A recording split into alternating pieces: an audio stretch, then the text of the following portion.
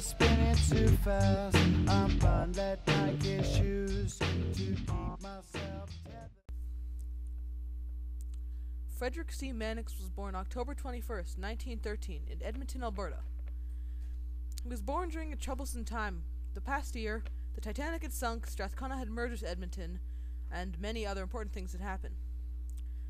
Frederick began working with his father from a very early age, as well as going to school at the same time.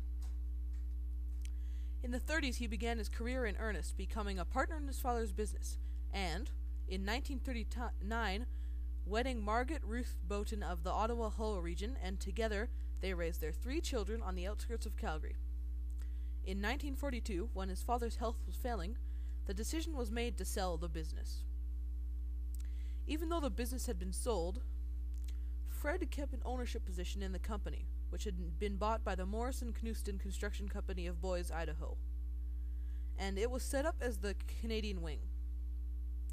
Now, with his company under the influence of a large, experienced one, Fred began to learn how to do things on a more international scale. During the remainder of the 40s, he and his company participated in building many of Canada's major new infrastructure projects, like highways, pipelines, mines, dams, railways, and airports.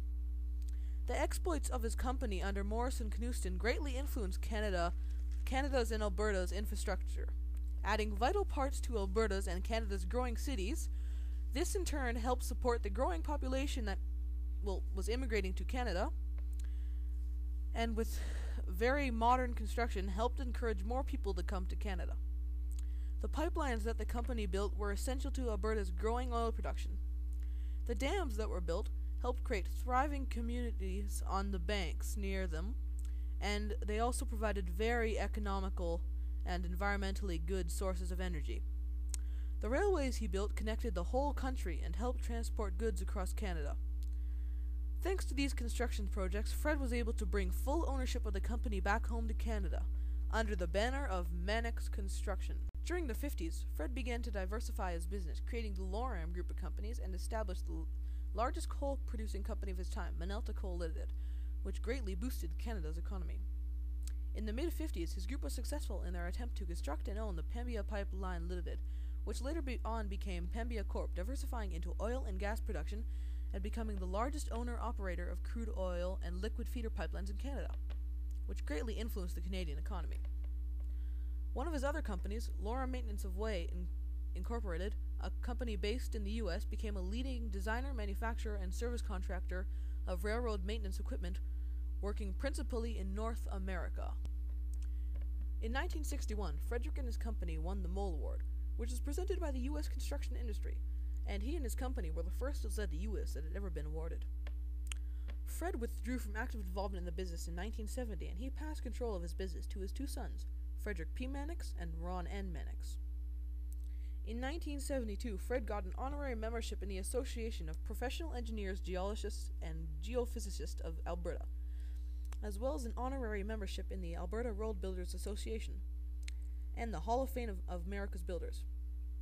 Fred was also one of the only 2 living awardees inducted into the Canadian Business Hall of Fame when it was founded in 1979. Also, in 1987, he was made an honorary associate of the Conference Board of Canada.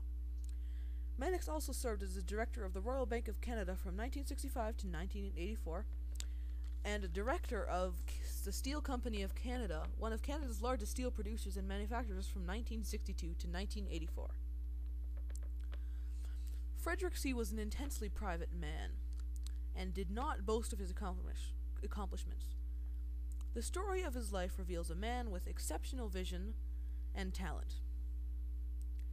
His projects revealed an impressive score of accomplishments, and he helped build our modern-day Canada, as well as many parts of North America. Sadly, Frederick C. passed away July 29, 1995.